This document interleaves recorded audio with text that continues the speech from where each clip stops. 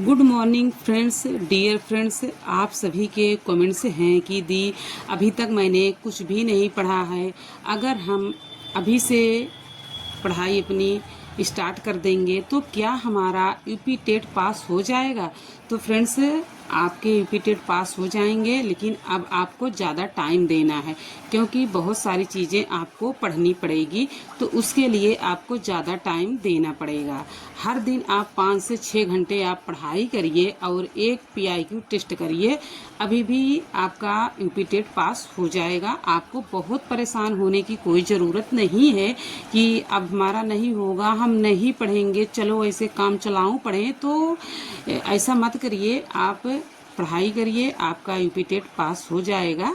और आज मैंने कौन कौन से टॉपिक पढ़ा है, तो ज्योग्राफी में मैंने मृदा टॉपिक को कवर कर रही हूँ। यहाँ पे लाइव क्लास चल रही है और यहाँ से मैं नोट्स नहीं बना रही हूँ, सर मतलब पढ़ा रहे हैं तो पढ़ लेती हूँ और रिकॉर्डेड क्लास मिल जाती है, तो जिसकी वजह से मैं ज्योग्राफी का कोई नोट्स नहीं बना रही हूँ और हिंदी का नोट्स बना रही हूँ क्योंकि उसमें ग्रामर से बहुत सारे क्वेश्चंस पूछे जाएंगे, तो जिसकी वजह से मैं हिंदी का नोट्स बना रही हूँ। तो अगली वीडियो में मैं आप लोग के साथ शेयर करूँगी कि मैं हिंदी का नोट्स किस तरीके से बना रही हूँ और कौन कौन से टॉपिक मैं अभी बना चुकी हूँ।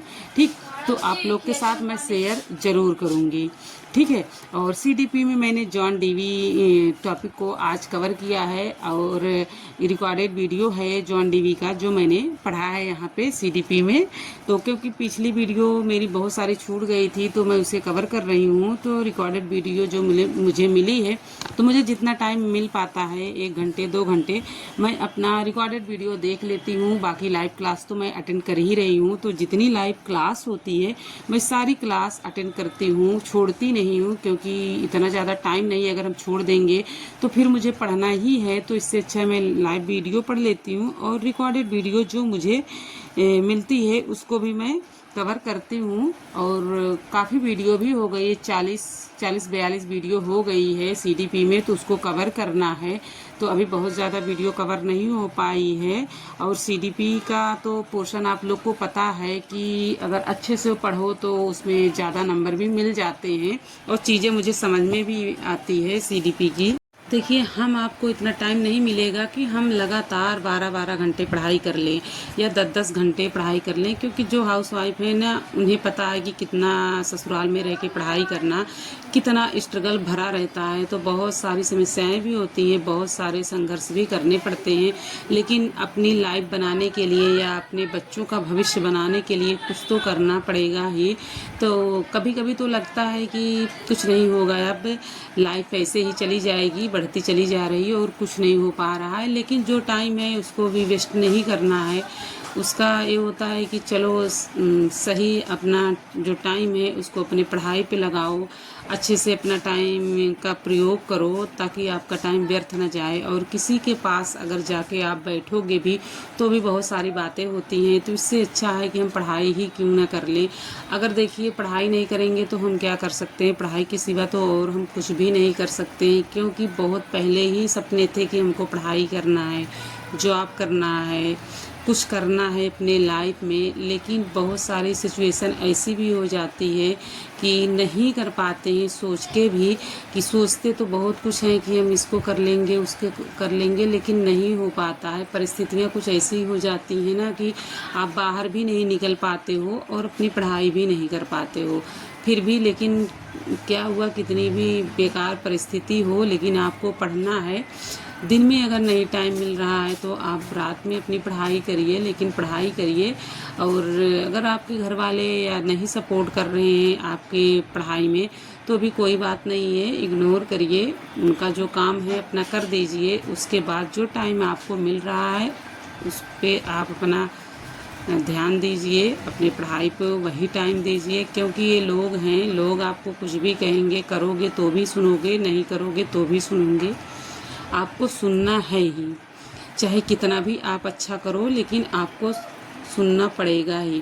तो क्यों ना अपने लाइफ को अपडेट करके आगे बढ़ा जाए, क्योंकि ये लोग आपको जीने नहीं देंगे अच्छे से कि आप जो चाहो सो कर लो।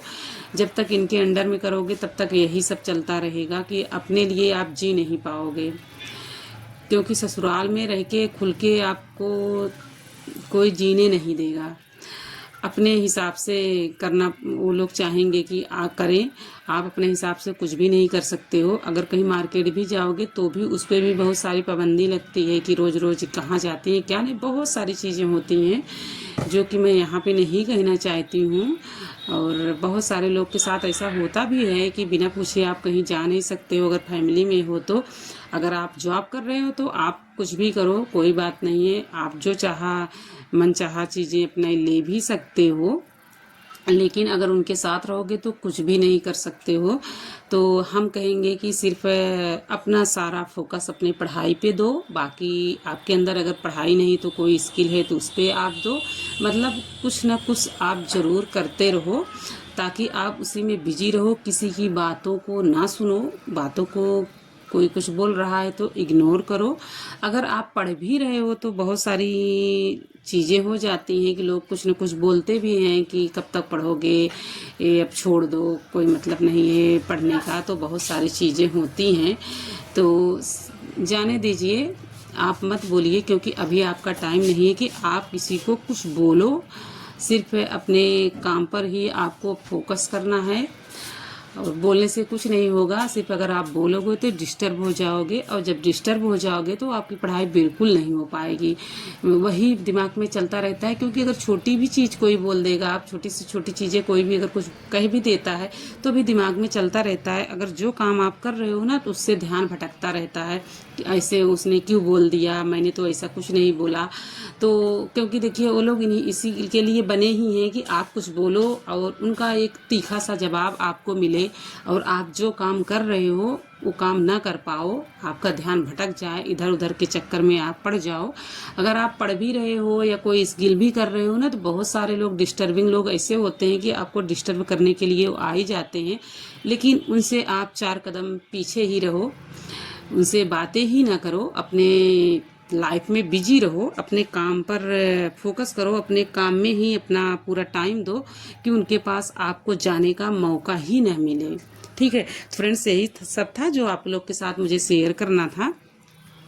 उसके बाद मैंने पॉलिटी में प्रश्नोत्तरी की हूँ, उसकी वीडियो मैं नहीं बना पाई हूँ क्योंकि मेरे यहाँ लाइट नहीं थी, तो मैं बाहर बैठ के पढ़ रही थी। और आजकल इतनी भयंकर गर्मी है कि पूछो मत, लाइट कट जाती है ना तो बहुत ज़्यादा गर्मी लगने लगती है।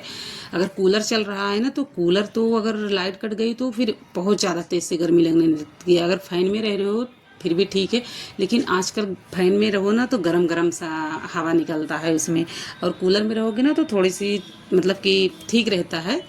तो बहुत गर्मी थी जिसकी वजह से हम बाहर पढ़ रहे थे। अभी तो फ़िलहाल हम अंदर ही हैं, फिर भी यहाँ भी लाइट अभी नहीं है, लेकिन क्या करें, सोच रहे हैं बाहर बहुत शोर हो रहा है, अंदर बैठ के हम यहाँ पे हिंदी का नोट्स बना रही हूँ, क्योंकि हिंदी की क्लास नहीं चली थी तो हिंदी का नोट्स बना रही हूँ। पुरानी वीडियो से मैं नोट्स बना रही हूँ और उसको पढ़ पढ़ के नोट्स भी बन जा रहा है, तो दोनों काम साथ हो जा रहा है। और PDF मिला है, PDF से बना रहे हैं, वीडियो से मैं नोट्स नहीं बना रही हूँ।